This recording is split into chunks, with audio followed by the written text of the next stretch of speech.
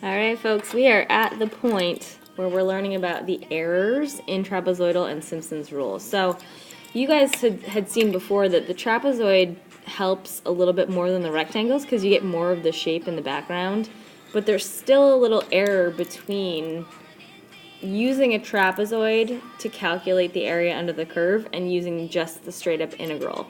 So this helps you see how far off you were with each shape. If you remember from before, the Simpsons rule is actually closer to the exact area than trapezoidal, but we're actually not going to use the formula for it. We're just going to have to use trapezoid rule because it takes a little bit longer. If you notice, the first one has a second derivative in it, and the Simpsons rule has a fourth derivative. So we are not going to do that. I wouldn't worry about it. My niece Violet is here to help. She is along for the ride. She is 8 months old and wants to help you out with your calculus. So we are going to go through the formula for error. Notice that your error is going to be less than a certain amount, which basically helps you to figure out what that value is. The area is approximating the integral, so that's why it's going to be less than the integral, because it's like the difference between them, basically. So if you think about the shapes, it's like less than what the shape would be exactly. So we're going to use our first example as 1/12 x to the fourth minus 2/3 x cubed with n equals 4. So we're going to use the formula as the sum, as the error is less than or equal to b minus a cubed over 12n squared. The parentheses inside that mean the max of the absolute value of the second derivative. So what I want you to quickly do is think about when we took the max of objects, what we were calculating. So think of like a parabola. The max of something was when the derivative was equal to 0. So if you're trying to figure out the max of f double prime, it's where the third derivative is going to equal 0, or where the endpoints are. So if you think about a function, it could be something like this, where you do something a little max and then it goes down again. So it technically could be the starting point. So what you want to do is actually calculate the max, basically the derivative of the second derivative, third derivative, where it equals 0, and then also plug in the endpoints. Okay, so we're going to throw that away.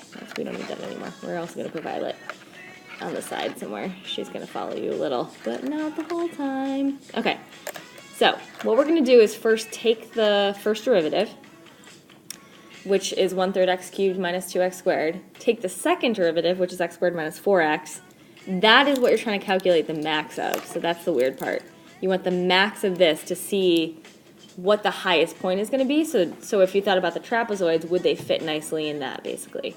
But to figure out the max of this, I need to take the third derivative, set it equal to 0, which is at 2. Now, these are the x values, so we need to figure out the y values that correspond to that. So what we're going to do is plug those in for your original function to see what the points are. Okay, so what we're going to do is plug in those points. So if you notice, I have it right here. So you have to do f prime of, f double prime of 2, because you're trying to find the max of that. F double prime of 1, again, because those are your end points of what we're looking at. 1 and 7 are. So what you should notice is that when I plugged in the x value, plugged in the 2 for the second derivative, because we're trying to figure out what the max value is of that, it was 4. And then I have to plug in both endpoints. Remember, that's the endpoints of your integral, so I had to plug in 1 and 7. When I plugged in 7 to my second derivative, it was 21, so that's the highest value I have. So that goes in for the max of your second derivative. It's the absolute value, so if you got a negative number, it would just turn into a positive. And that's because sometimes we actually end up with a negative area there. Then you plug in what you know. So we know that b is 7, a is 1, cube it, divided by 12 times n, which they'll give you, and multiply by 21. So your error in this was actually pretty high. Notice it was 23.625. A lot of times it'll be really small, which just basically means your shapes that you created with the trapezoids were very close to the exact area, whereas apparently for this function, they were not. Okay, I would like for you to try the next question on your own. So just remember the steps. Write down the formula first if it helps you. And then after you are done pausing the video and trying it on your own, I will show you how to do it. Okay, so it's really easy to get caught up in the first, second, third derivative of this. Just be careful that your derivative of cosine is negative sine, and then your derivative of sine is cosine again. So between the second and third derivative, it stays negative. You also pull out a pi because of the chain rule there. So you end up with pi squared and then pi cubed. When you take this and you set it equal to 0, the pi cubed goes away because you're dividing it. So it's where cosine of pi x equals 0. So you can inverse cosine both sides, and what will happen is you end up with pi over 2 equals pi x. So when you divide pi on both sides, you get x equals 1/2. So you're going to plug in the endpoints. So we have 0 and 1 that we plug in. We got 0 for both of them. So the max is actually pi squared, which comes out to be about 9.89, it looks like. So you plug that in for the max here. You have to do b minus a, in this case it's 1, so it's 1 over 12 times 4 squared. So you end up with a super small error, which means that you're going to have a shape with sine of pi times x that if you use the trapezoid rule to find the area underneath of it, it's really close to the actual integral value, which is really convenient. Okay.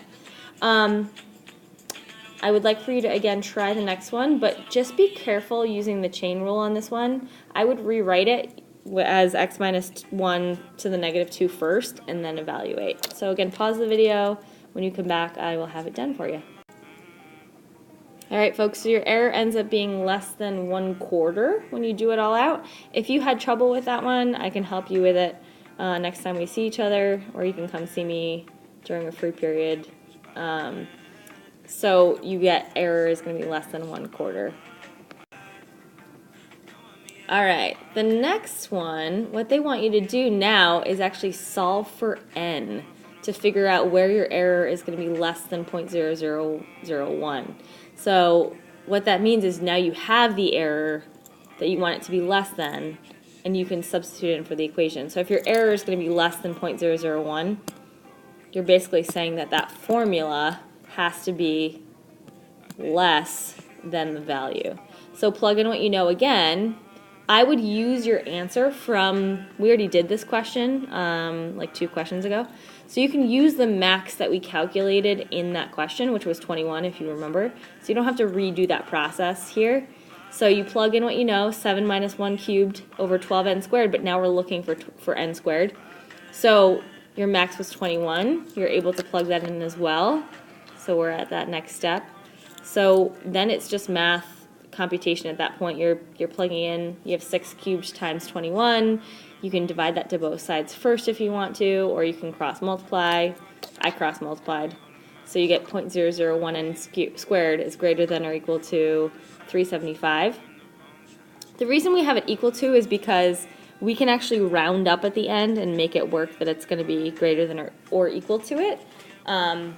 So you can always just round up at the end and keep the greater than or equal to and not just greater than. So at that point, just a reminder, if you get to n squared equals a number, you don't have to worry about plus or minus here because you shouldn't have a negative error. That doesn't make sense in context here. So you only have to worry about the positive, and then again, round up even though it's 0.2 to be, n is going to be greater than or equal to 1945. Okay. If you would like a challenge, which is totally optional, you can try the next one. You will see why it is a challenge if you start it, most likely because the derivative, second derivative, and third derivative are going to be complicated. So totally optional for you to try if you'd like to, otherwise move on to the next part. Okay, so this is the last type of question we're working through, and it's basically estimating areas of irregular shapes. So my suggestion is with these questions, label everything you know first, especially knowing what n is. Okay, so n is the number of sections here, and in this case it's 6. The other thing that you should notice is that the endpoints are going to be 0, because notice that they're not like a height. It's literally endpoints, so you can't have a height there. And then this goes from 1 to technically 6. Okay.